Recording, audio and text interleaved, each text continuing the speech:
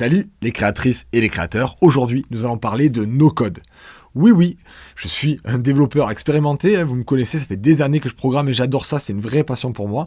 Et vous devriez peut-être vous attendre à ce que je dise le no-code c'est nul. Eh bien non, je suis pas d'accord, le no-code c'est génial. J'adore le concept du no-code, du moment qu'on sait quand est-ce qu'il faut s'en servir. Il y a des fois où c'est une très bonne idée, il y a des fois où c'est une moins bonne idée. Et aujourd'hui, on va parler d'une des bonnes idées d'utiliser du no-code, c'est pour les gens qui n'ont jamais programmé. Vous savez, en tant que développeur, je reçois très souvent des personnes qui ont une idée d'application et qui viennent me voir, soit pour me demander de le développer pour elles, soit pour me dire qu'elles veulent apprendre à programmer pour ensuite créer leur application. C'est très courant et c'est une très très bonne idée. Dans les deux cas, de trouver quelqu'un pour la créer pour vous ou d'apprendre à programmer pour le faire. Mais dans les deux cas, ça peut être compliqué. Parce que si vous demandez à un développeur expérimenté de la créer pour vous, peut-être que vous n'avez pas idée du coût que ça va représenter. Parce que généralement, ça prend du temps de créer une application. Quand on est un développeur expérimenté, qu'on sait bien programmer, même quand on est un expert, ça prend du temps, c'est très long. C'est pas pour rien que les développeurs facturent leurs heures si cher, c'est que c'est très très compliqué. C'est un métier complexe, qui est passionnant, je vous l'accorde, mais qui est complexe. Et donc, il y a la notion de coût. Souvent, les gens, ils ne s'imaginent pas que ça coûtera aussi cher. On est sur des budgets de 10, 15 000, 20 000 euros pour une application.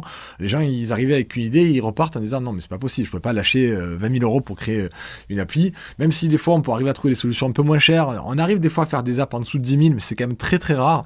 Et puis, ça dépend bien sûr de ce que la personne veut faire. Hein, on est d'accord. Donc, ça, c'est le premier cas. Si vous passez par un développeur, ça peut coûter très cher. Deuxième possibilité, vous allez vous dire, je vais apprendre et le faire moi-même. Et ça, c'est une très bonne idée aussi. Mais si le développeur, il facture si cher, c'est qu'il va y passer du temps. Et donc, cette personne, elle va y passer du temps. Mais le développeur, il y passe du temps alors qu'il sait déjà programmer. C'est déjà un expert. Normalement, c'est déjà un expert qui sait très bien programmer. Ou même si c'est pas un expert, c'est quelqu'un qui sait déjà programmer et créer des apps. Et lui, ça lui prend plusieurs semaines, plusieurs mois.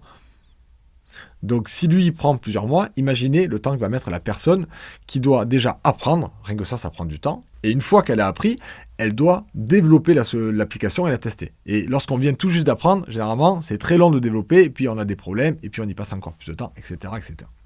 Donc, pour toutes ces personnes-là, ce que j'ai dit là, les deux cas, ils sont tout à fait possibles, mais ça demande soit beaucoup d'argent, ou en tout cas un modèle économique qui soit bien pensé au début pour être sûr que l'investissement soit rentabilisé par l'application une fois qu'elle sera sortie.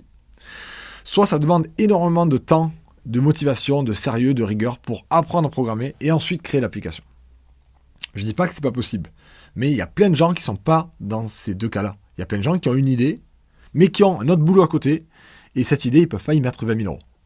Donc pour ces gens-là, le no-code, c'est génial. Vous voyez, je reviens au no-code pour vous expliquer pourquoi, pour des débutants, il y a plein de gens, par exemple, des chefs d'entreprise, des gens qui sont peut-être des retraités dans des associations ou des étudiants, juste des travailleurs normaux qui ont une idée d'application et qui voudraient faire ça en plus de leur boulot, qui n'ont pas des journées entières à y consacrer parce qu'ils ont déjà un boulot à temps plein, ils veulent juste avoir un petit revenu complémentaire, eh bien le no-code c'est génial pour ça, parce que ça va permettre aux personnes de créer des apps de A à Z sans avoir à apprendre à coder. Et en plus, ces apps, elles seront normalement plutôt belles, plutôt fonctionnelles, et ils auront la possibilité de faire plein de choses avec ces outils.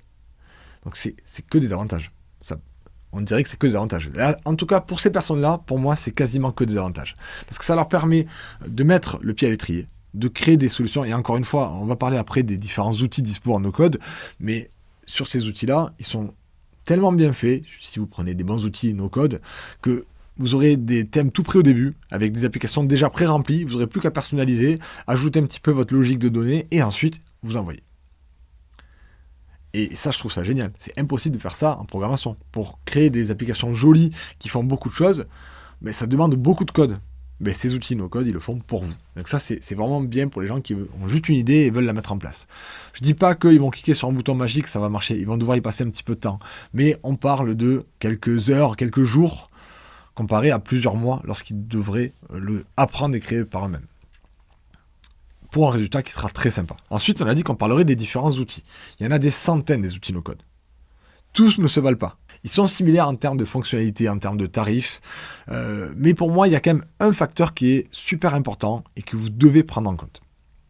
Tout ce que je vous dis depuis le début, c'est que vous pouvez utiliser du no-code pour créer des applications géniales. C'est vrai, vous n'avez pas besoin d'apprendre à coder. Par contre, il va peut-être arriver un jour où vous en aurez besoin. Pourquoi ? Parce que ces outils no-code, ce sont, pour les meilleurs en tout cas, et les plus connus, ce sont des outils propriétaires, payants, avec un tarif qui est généralement très correct, mais qui est quand même payant. Et vous allez y passer du temps à créer votre application, à la commercialiser, et peut-être que vous allez y passer des jours, des semaines, et peut-être que pendant plusieurs mois et années, vous allez l'améliorer chaque mois avec des nouveautés, etc.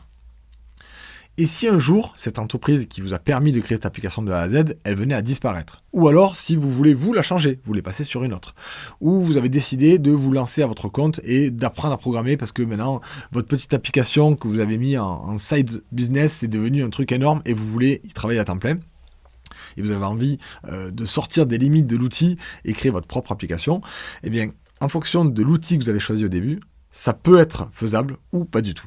Parce que certains outils vont vous enfermer à l'intérieur, ils sont très bien, très puissants, ils sont pas chers, ils vont vous permettre de créer une application de A à Z, mais le jour où vous voulez partir, vous partez avec une main devant, une main derrière, et toute votre application reste chez eux. Vous devez la recréer entièrement en repartant de zéro sur une autre plateforme ou en la codant de A à Z. Mais il existe des plateformes qui permettent d'exporter le code. Et ça, je trouve que c'est le facteur déterminant. En tout cas, pour moi, en tant que développeur et formateur, j'imagine bien des tas de personnes commencer sans vouloir apprendre à coder, créer leur petite application qui répond à un problème. Et si cette application rencontre du succès, pourquoi pas décider ensuite d'apprendre à programmer pour la maintenir et ajouter des fonctionnalités. Peut-être que ces personnes-là, elles voudront rester sur l'outil parce qu'il leur convient et c'est très bien, mais je veux qu'elles aient la possibilité. Je veux pas qu'elles soient obligées de rester parce qu'elles n'ont pas le choix. Si elles veulent rester parce que l'outil s'améliore et qu'il leur convient toujours, c'est très bien. Mais si elles ont besoin de partir pour une raison ou une autre, je veux qu'elles en aient la possibilité. Et c'est pour ça qu'il faut choisir un outil qui permet d'exporter le code et qui permet d'exporter dans un langage qui soit intéressant et qui soit facile à maintenir par la suite. Donc, des outils, il y en a des tas. Les plus connus, vous avez Bubble, vous avez Flutterflow, il y en a des tas. Personnellement, moi, celui que je préfère à l'heure actuelle, c'est Flutterflow, pour les raisons que je viens de vous donner. Flutterflow, il permet d'exporter le code source natif qui a été généré par l'outil en Flutter et Dart, comme si vous l'aviez codé vous-même. Alors ce code-là, je ne dis pas que c'est un code qui sera très facile à maintenir, mais il est maintenable. Et il vous donne une bonne base de départ pour avancer, pour au moins pas être au pied du mur et vous n'êtes pas obligé de repartir de zéro. Et rien que pour ça, c'est vraiment top. Et en plus, Flutter, c'est un langage que je connais bien puisque je travaille avec depuis plus de 3 ans maintenant. On peut créer des applications très complexes avec. Il est utilisé à la fois par des indépendants et par des professionnels et des grosses équipes comme par exemple la SNCF qui a créé la toute dernière application de la SNCF avec Flutter. Et enfin, c'est un des exemples, mais Google s'en sert aussi pour plein de leurs applications. Donc c'est un framework très puissant que j'adore et que de nombreux développeurs adorent. Donc si vous commencez par exemple avec Flutterflow, en Flutterflow gratuit par exemple, puis après vous passez en Flutterflow payant, et puis au bout de plusieurs mois, vous avez envie d'apprendre à programmer, ou plusieurs années, vous avez envie de sortir, vous pouvez extraire le code, apprendre à programmer en Dart, et vous avez un code que vous allez maintenir et améliorer, et le 3/4 aura déjà été créé pour vous. Je trouve ça super intéressant. Et c'est pour ça d'ailleurs que sur Purple Giraffe, il y a déjà un cours sur Flutterflow qui est déjà dispo là dès maintenant pour les étudiants, et on va en créer de plus en plus, parce que cet outil, je le trouve incroyable, et je suis convaincu qu'il va rendre service à beaucoup de gens, et peut-être que vous en ferez partie. J'espère que cette vidéo vous a plu, n'hésitez pas à me le dire en commentaire en dessous de la vidéo, à mettre un pouce aussi, n'oubliez surtout pas le pouce si vous avez aimé, ça vous coûte rien, et moi ça me permet de savoir combien de personnes ont aimé la vidéo, et ça permet aussi à Google de savoir. Et pour vous, si vous voulez pas rater les prochaines vidéos sur le no-code ou sur le code, finalement, parce que sur cette chaîne, on va faire les deux, du no-code, du code, de l'IA, tous les outils qui vont nous permettre de créer des choses géniales, eh bien abonnez-vous, puisqu'il y aura des vidéos comme ça chaque semaine. Alors je vous dis à la semaine prochaine, et surtout, happy coding!